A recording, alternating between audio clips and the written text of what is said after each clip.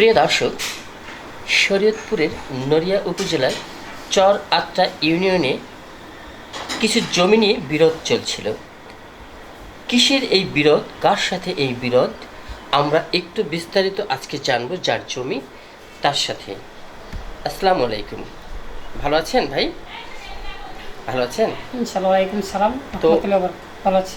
জি ভাইয়া, একটু তথ্য সংগ্রহে পেলাম শরীয়তপুরের নড়িয়া উপজেলায় চর আত্রা ইউনিয়নে আপনার জমি নিয়ে বিরোধ চলছে। একটু বিস্তারিত আপনার কাছ থেকে জমি সম্পর্কে জানতে চাই। কার সাথে এই বিরোধ চলছে? চরটা ইউনিয়নের দাদনমুশি নৈরা থানার সভাপতি বিএনপির আগে দীর্ঘদিন ধরে 17-18 বছর ধরে জমি খাইতে আছে। এর কাছে যায় বুঝলেন, আমি এখন জেল বিএনপির আমি মির্জা ফখরুদ্দিন সাহেবের আসামি 60 নম্বর। আমি এর আগে 2006 সালে 9টা মামলা খাইছি আমার পরিবারে লিয়া। আমি শরীফপুর সাইডা আইসা পড়ছি। এখন স্যার আমি এর গিয়া কাগজপত্র উঠে আমরা দেখাইছি, তো জমি হলে তোরা গিয়া বাধা দে। এখন জমি না লাগো যায় মারো দিকে আমাকে দাদনমুশি টাকা লিয়ে যায়, লাগায় 12 লাখ টাকা। তো আমরা বলছি এবার যদি কাগজপত্র থাকে আর লিয়া দেখতে কোন আমাদের সাথে বসতে কোন অগ্রণ মাসও, তাহলে আমরা জমি এক কাগজ দিলে ছেড়ে দিব আর আমাদের জমি নিলে আমরা খামু। আচ্ছা, এক মিনিট, আমি একটু জানতে চাচ্ছি, নড়িয়া উপজেলা বিএনপি সভাপতি দাদন মুন্সি দখল করে রেখেছে আপনার এরকম কত বিঘা বা কত কানি জমি হবে? আমাদের ধরেন 26 কানি জমিনের ভিতরে এখন 12 কানি আমরা যা দলে লইছি অগ্রণ মাসও শস্য বানিয়েছি। সরকারি আইনজীবী কিরণ সাহেবের ভাগনা মাহবু উকিল অ্যাডভোকেট সরকারি আমিন লিয়ে গেছে। রবি আলম ভাই লোক পাঠাইছে, নিউ মার্কেটের যুব দলের নেতা রহমান, কলেজের ঢাকা কলেজের ছাত্র মামুন ভাই লোক পাঠাইছিল যে যদি কাগজপত্র দেখছে যদি আগে জমি নয় তাহলে মাঠে দেয়া দাদন মুন্সিরে ফোন দিবা। দাদন মুন্সি আয়া বুধবার আমরা মাঠে দেয়া ফোন দিছি যে আসেন আপনি, আপনার কাগজপত্র থাকলে আসেন। আমাগুলো বলছেন কয় না আমাদের জমিন নাই। এখন আমরা শস্য কাটছি আজকে 15 দিন ধরে। এখন হ্যাঁ জোরে আবারও 15 দিন ধরে, মানে আজ থেকে 15 দিন আগে। আজকে কত তারিখ? আজকে 30 তারিখ না 29 তারিখ, 30 তারিখ, মানে 15ই মার্চ থেকে আজকে এই 15 দিন আগে 15ই মার্চ 2026-এ আপনারা সরিষা নিজেরা বুনেছেন। 15 দিন পরে হঠাৎ আপনার জমি ছুটে গেল কিভাবে? জোরে লোকজন দিয়ে পাঠাইছি। দাদন মুন্সি হামলা দিয়ে পাঠাইছে অনেক লোক, যে ওকে পিড়ে পাঠায় উড়িয়ে দিই। তা আমরা বলছি এগো বলছি কেন, কয় আমাকে দাদন মুন্সি পাঠাইছে জমিন তোকে চইতে দিব না। কারণ তাহলে কাগজ দিয়ে বইতে হয়েছি, আরে ফোন দিছি, কয় বা এটি আমাকে সাথে কই লাভ না, এটি দাদন মুন্সির সাথে গিয়া বলেন। আরে ফোন দিছি এখন না আমি লোক পাঠাই না।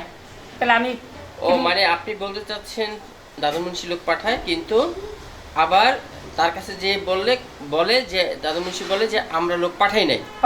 তাহলে কে পাঠাইছে? এরা বলতে আছে যে দাদন মুন্সি আমাকে পাঠাইছে, আমরা দাদন মুন্সি সমাজে থাকি, এই জমিন আমাকে দাদন মুন্সি টাকা নিয়ে যায়। এখন কিরণ সাহেবের জানাইছে ঈদের 2 দিন আগে অবশ্য দেয়া গুলশান বনানী হাউজিন 8 নম্বর বাসা। হ্যাঁ কয় ঈদের পর দিন আমার বাড়িতে দেয় গেছি, কাগজপত্র নিয়ে দেখাইছি। হ্যাঁ কাগজপত্র দেখছে, কয় 27 তারিখে নইরা পার্টি অফিসে দেয় গেছি।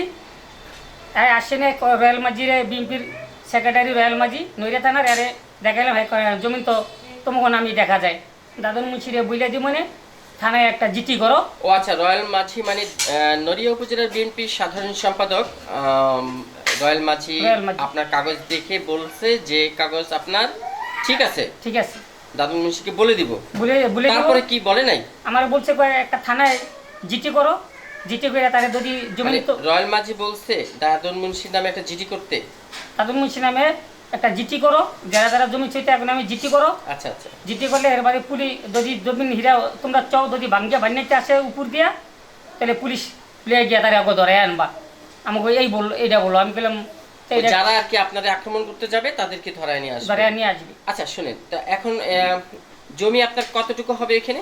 এখানে আমরা 12 কানি দখল করছি, আর 13 কানি 14 কানি রয়েছে আর রাতি দাদন মুন্সির হাতে। এই 12 কানিও হ্যাঁ আমাকে পিলার গাড়ছি সরকারি আমি হ্যাঁ এদের ভিতরে আমাকে উড়িয়ে দিছি। তো আপনি জমি সংক্রান্ত বিষয় যেহেতু থানায় জিডির আগে আপনার তো উচিত ছিল অ্যাসিল্যান্ড বরাবর একটা আবেদন করা, নড়িয়া উপজেলা অ্যাসিল্যান্ডের কাছে এই সমস্যাটা তুলে ধরেছিলেন না? আমি তো আর এটুকু ভাই বুঝতে পারেন নাই, বুঝতে পারিনি ভাই। থানায় জিডির বিষয় না, বিষয়টা কাগজপত্র যদি ঝামেলা থাকে তাহলে কিন্তু আপনার অ্যাসিলেন্ট আগে নড়িয়া উপজেলায় তার কাছে আপনার আবেদন করতে হবে সংস্কার বিষয়ে, নাকি? জি আচ্ছা, তাহলে প্রথমে আপনি সেটা করবেন। আপনি নড়িয়া যে অ্যাসিলেন্ট বরাবর আপনি একটি আবেদন করবেন জমি সংক্রান্ত বিষয়ে, যদি কাগজ সমাধান তারাই করবে যদি সমস্যা থেকে থাকে। এইখানেও যদি আপনি হেরে যান তাহলে তো আপনাকে শরীয়তপুরে কোর্ট আছে না, জাজ কোর্ট, জি জমি সংক্রান্ত ভূমি বিষয়ে যে কোর্ট আছে সেখানে আপনি যাবেন। তো এইসব বিষয়ে আপনি তো জান নাই, তাই না? জি আচ্ছা, তো এইসব বিষয়ে আগে যাবেন। আর এরপরে সমাধান এলাকায় যেহেতু আছে গণ্যমান্য ব্যক্তিবর্গ আরও যারা আছেন, কারো জমি কি কেউ দখল করতে পারে? ভাই, পারে না। যে পারে জোর থাকে তো ওই জোর খাড়ায় নিতে আছে প্রকাশ্যে জোর লিখালে খাটায়া নিতে পারে। হ্যাঁ, ঠিক আছে, সেটার জন্য কিন্তু আইন আদালত আছে না? আছে। আচ্ছা, তো শফিকুর রহমান কিরণ সাহেব এখন আপনাদের সংসদ সদস্য নড়িয়া সখীপুর নিয়ে যে 2 আসন, এই 2 আসনের অভিভাবক এখন কে? শফিকুর রহমান কিরণ, তাই না? জি। আচ্ছা, আপনিও কিন্তু বিএনপির একজন সচেতন কর্মী, আপনি জেল খেটেছেন আমার তথ্য সংগ্রহে আছে, নাকি মিথ্যে বলছি? নাই, যে আমার কাগজ আছে ফরমান মির্জা ফখরুদ্দিন সামনে আমি পল্টন থানার মামলা দুইটা আসামি হাই সিবিডি চাইরে আছিলাম 3 মাস 3 দিন।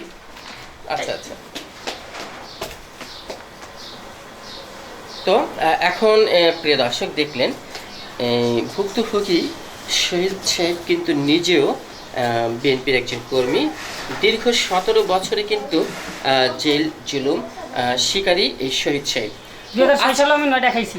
আজকে তার এলাকাতে এই জমি নিয়ে বিরোধ চলছে, যাদের সাথে তারা নড়িয়া উপজেলায় গণ্যমান্য ব্যক্তিবর্গ এবং বিএনপির সভাপতি দাদন মুন্সি শুনছি এমনটাই। আচ্ছা, তারপরেও ভাই শহীদ ভাই, আমরা কিন্তু একটু তথ্য সংগ্রহে আরও যাব মাঠে বিষয়টা নিয়ে আমরা আর একটু ধারাবাহিকতার সাথে আমরা কাজ করব।